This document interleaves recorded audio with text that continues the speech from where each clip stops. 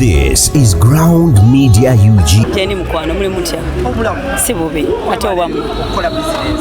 I'm trying. Gezaako. Industry etambula etya? Si nnungi naye tuli mu surviving, tuli mu kirwanyisa. Efuuke better. Yeah.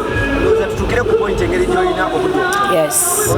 Twalabyeko ku video mutambula n'ebifaananyi nga mwakoze federation. Yes. Mwabadde ku ki yabadde about what? Federation okuki briefinga tetuyinza kukola copyright kyetusinga okwetaaga copyright. Sente zaffe z'abayimbi ffe nga ffe tulina kulinnya ku stage okola sente ate nga ku stage tekuli sente zikyawera temusobola zigabana mwenna abayimbi abali mu nsi so ne twesanga nga promoter akola shame Fena n'atuteekako n'atuwa zonna ezaasizewo okutuwa lwaki tunoonya mmere ya leero kubanga ate tunaalya ki bw'oba n'omulimu gw'okoze ate kisingako okubanga tukola ki toyina naati titwandibadde bwe tutyo abamu ku ffe tetulwala bagenda mu ddwaliro ne bakuteekako kanula n'ogenda ku stage nayo emirundi mingi lwaki tusobola nakutuula bakoolwale olwa royalties ezo ze government copyright kati copyright eyo okugifuna nti naddala nga kola tunes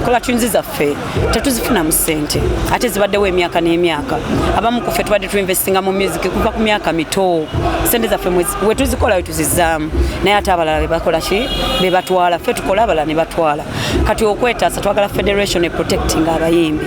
federation yaffe ng'abayimbi twatudde nga tunyigirizibwa ne tugisalawo gikola etuprotecting tufune royalties zaffe back bintu bingi nnyo naye leero just kyekyo kyenyiza okutapinga on mbeera bweti ennaku zina bapromote baba event organizers kituufu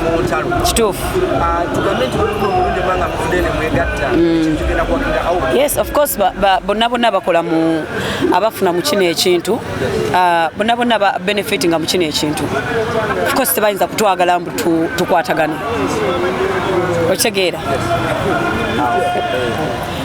abantu abalya mu guno omulimu omanyi omuntu waba atoola ate era tayagala kumumanya kati ffe batukeepinga tubeere nga tukompitingira ani number 1 ku hawi busy awi gundi ali number ki ku gundi ffe ne tubeeramu obwo obusonga ne batwekubya ebikonde Spice Dana Sheeba kusinga Sheeba osinga Spice Cindy gundi Chameleon de lwaki mu process ffe tufokasinga kubeera namba ki kumbe ekisinga obukulu baganda bange mu kino ffenna tunoonya ssente oba oli number 1 oba oli number 10 toyina by'oyinza kuŋŋamba mbu oli number 1 ng'ate number 20 akusinza ki number 20 atalina mu sekita yo akola promoter ate yakutegeka akusinza ki kwegamba tujja kwenenya naffe tubadde mu disorganized ng'abayimbi ate nga n'abatubba baagala tusigale nga tuli ki disorganized bo basobola okugenda maaso nga bakola ki omanyi bagamba ow'empaka oba ow'obusungu ayonoona bibye kati ffe tubadde tukosa mpaka na busungu kati twagala tupartnering up ne government yaffe kubanga faamu abayingiza faamu ku businesses esinga okuyingiza ki sente mu ggwanga era naffe protecting nga sectors ki endala zonna kubanga tusasula emisolo bintu bingi nnyo amafuta wemba nkoze show aw'amafuta atunda owa chapati atunda owa mazzi atunda owa soda atunda owa bia atunda tusooka funa KCC ekola abantu bangi nnyo naye abo bonna abantu bakwata emisolo ate era nabo basasula emisolo ani government kitegeeza faamu ku bantu abasinga okuyingiza emisolo mu Uganda lwaki ate ffe abasinga obwavu Sheeba, let's talk about the community. obadde obuuza kiseko kasooke tumalize omukomo kansubire ekya federation mu kitegedde tetusobola kubeera nga tufuna copyright nga ffenna tetukwataganye ffenna kukkiriza mu ddoboozi limu yes akakiiko akabaddeko oba obukulembeze obaddeko gwomu gwobadde batabukkiririzaamu yes obukulembeze muki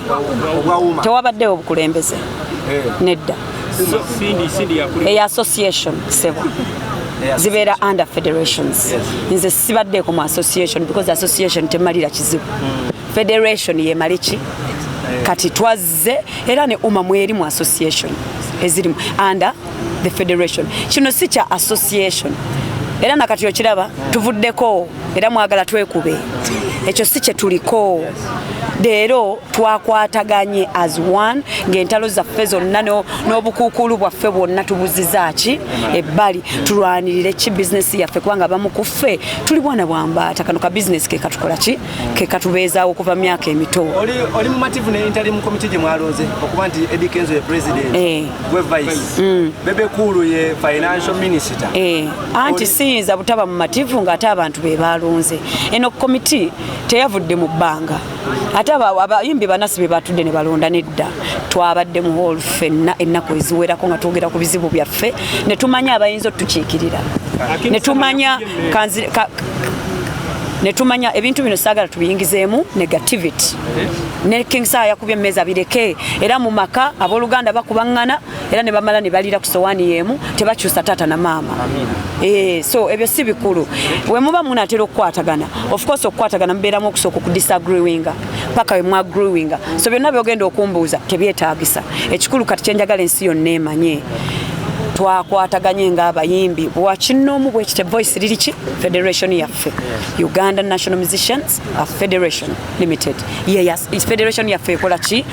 mwe tugenda ogenda naffe nga bwe munaagamba nti bwe banziba ku kyalo ngenda kweru si ffe tetubadde nakyo oba chairman ffe tetubadde nakyo kati ffe yonna ffe gye tugenda okulaga it protecting from promoters it protecting from bad managers it protecting from tunko cause biki ebyo kola tunes zaffe zetutafuna it protecting nga sector endala yonna kubanga kinnoomu sinza kulumba telecommunication nenjigamba munziba njikolere kyensinza ssente naye government yeyinza otuyamba nebatuuza netutuula fena ne batutaasa ne bagamba musasula abaana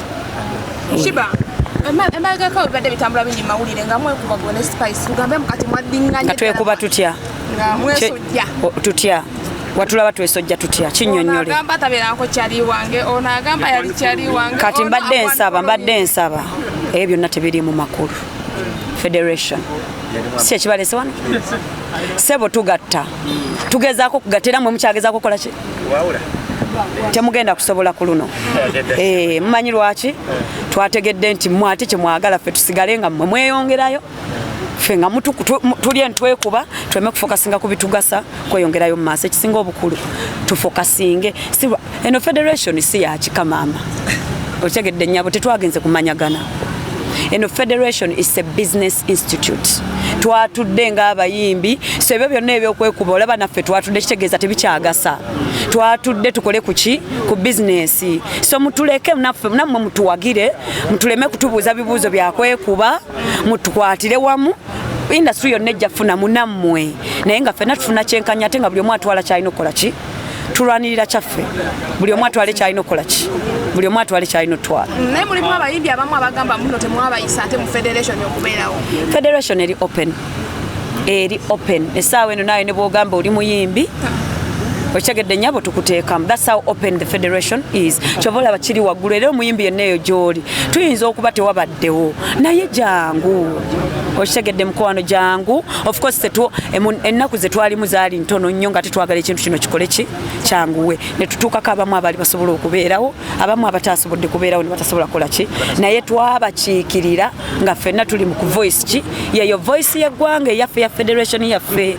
ffe yetwogerera as a national body yes. Badde njagala kumanya how are you catering to all regions of Uganda ate nga mweronzeeko ng'abantu era mulimu lwakuba tomanya ekyo kyogera bwogezi era bw'osoma komiti leero gye tuwanise mulimu ba regional representatives wakuba kati gwe kyemwagala era kukuba kintu kino kirungi temukikuba so Uganda Musician Federation please nani abadde asinga okulyamu si kikulu ekyo tugenda bitereeza sibe bulungi